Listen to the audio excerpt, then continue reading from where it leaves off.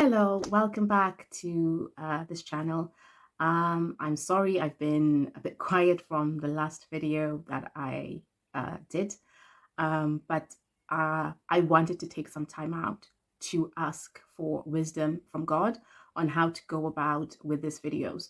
And so that's the reason why there's a bit of a gap from the last video to this one, because I was seeking wisdom from God as these videos are meant to glorify Him. So I needed to get wisdom from Him and how to go about. So hence my sort of silence from the last video. But going forward, I believe I'm going to be doing the videos fortnightly. So yeah, let's see how that goes. But that is the plan at the moment, to do these story time videos fortnightly. And yeah, that was just what I wanted to update you before I go into this video for today. So today we're going to be talking about my salvation story. I came to faith, which is I gave my life to Christ when I was 17. Bit of a backstory.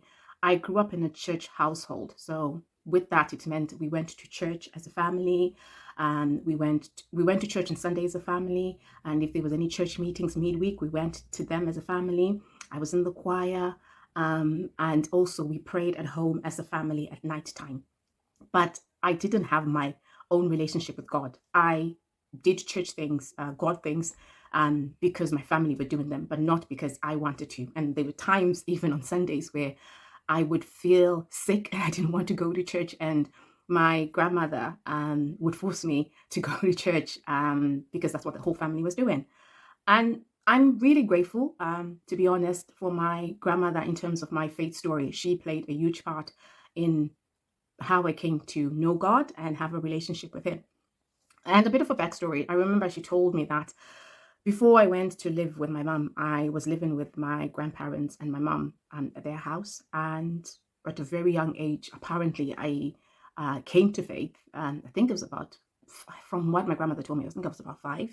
And I came to faith, and I believed in God so much at such a young age that even when we would do prayers, I would pray. And she said that the faith that I had when I was doing the prayers, it only had to come from God.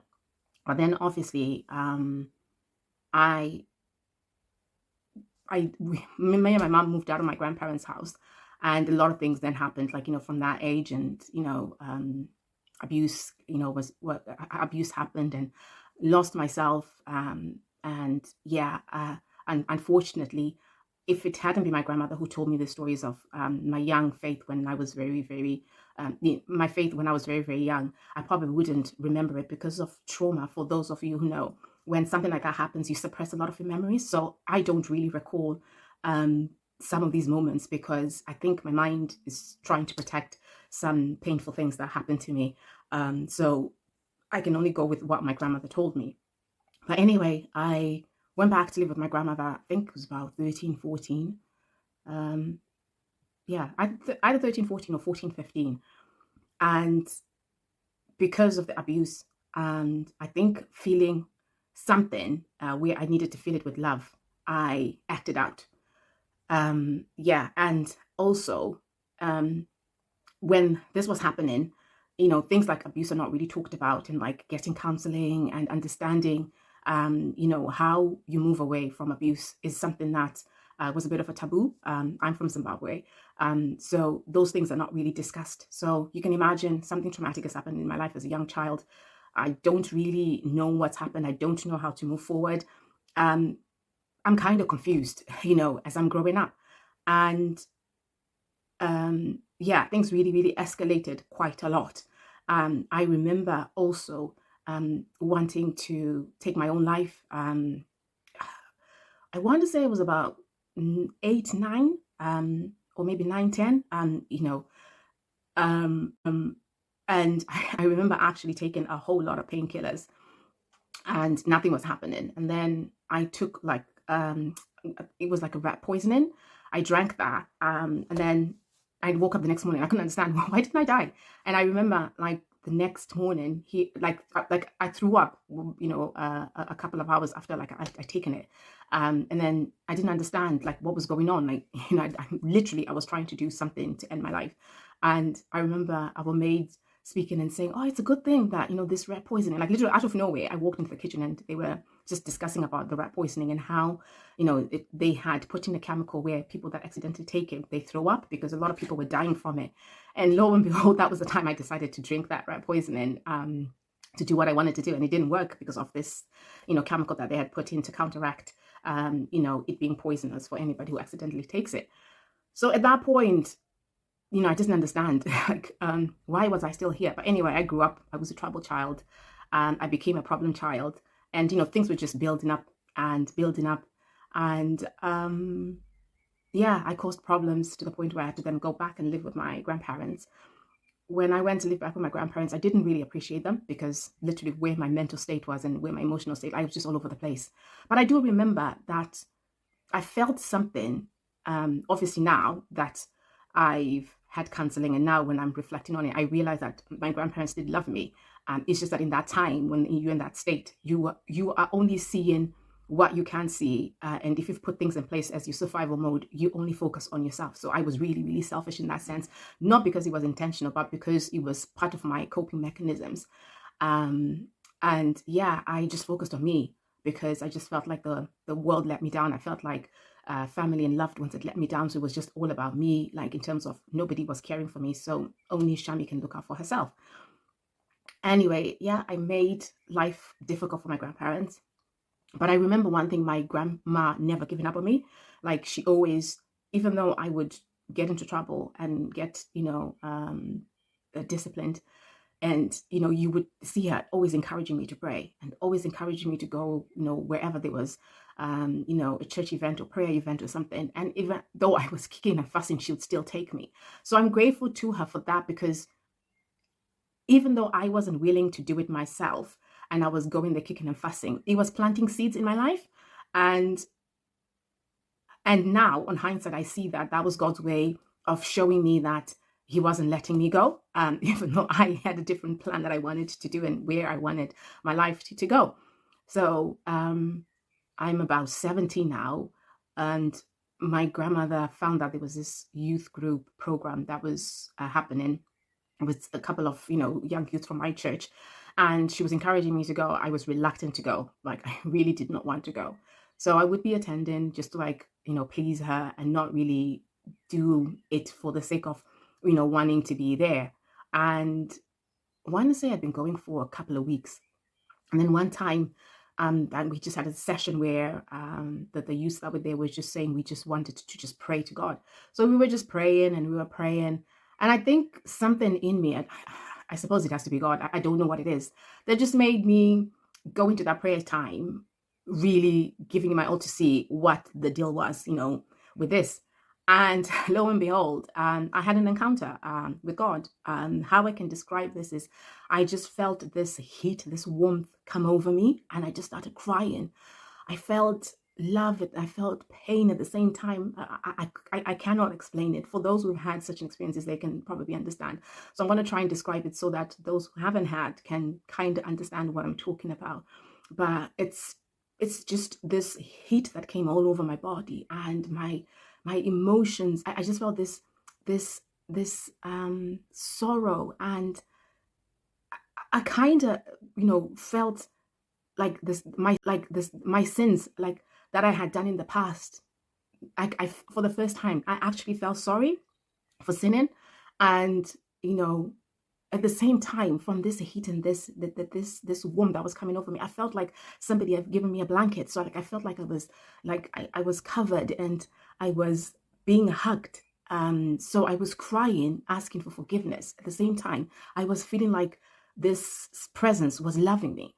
And that's when my friends came over to me and said to me that you just had an encounter with God. So I did the salvation prayer. So this is like the prayer where you give your life to Christ and you ask him to be your Lord and Savior. So I'm 17, I've given my life to Christ. I'm still messed up, by the way, because I've not had counseling. So I've now have a hunger to follow God, but deep down inside, I'm broken. I'm literally broken.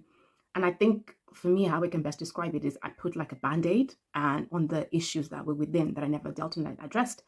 So I was showing up to church. I was going to prayers. I was going to all night prayers. I was doing everything, that a Christian is supposed to be doing. But inside I'm broken. Inside something is still missing.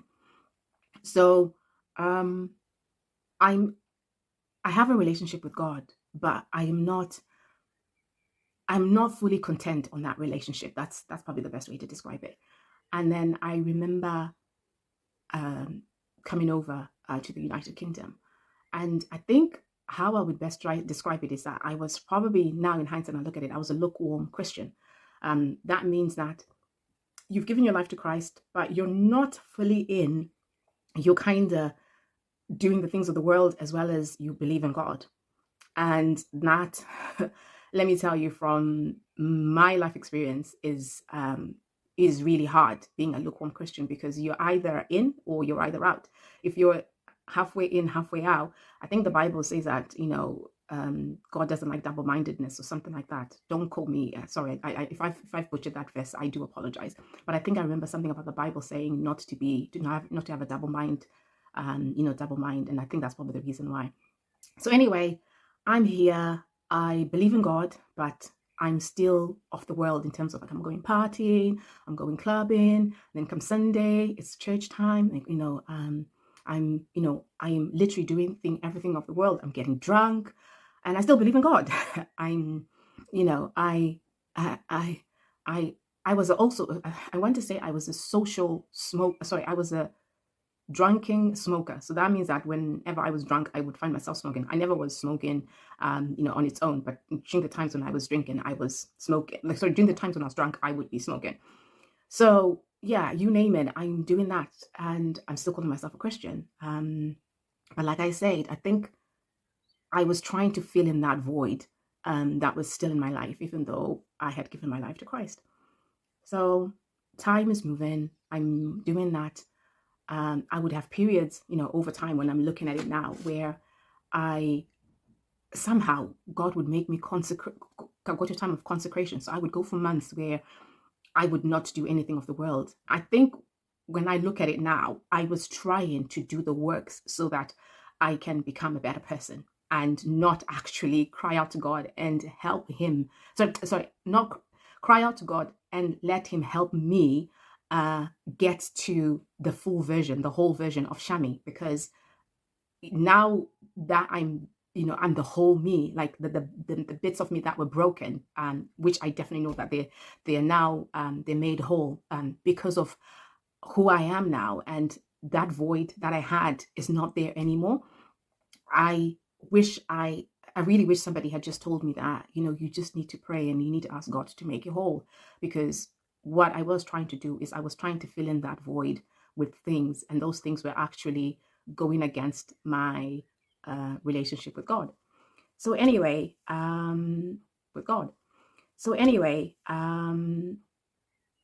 yeah, so I'm doing that. And over time, God is making me go through consecration times. So there's the times where either he would make me go on a fast, and during the fast, me and him, we would be, conversing. I would be talking, and he would be, he would be so close. And then that would go on for a couple of months. And then I'll see myself fall under temptation and, backslid again. Like, I don't know how many times I did the salvation prayer, honestly. I rededicated my life so many times because of this pattern that I was in for a very long time. I think I'm going to stop it right there, because it's already 17 minutes, and I will continue part 2 from what happened following this series of rededicating my life to Christ. So I will see you on part 2.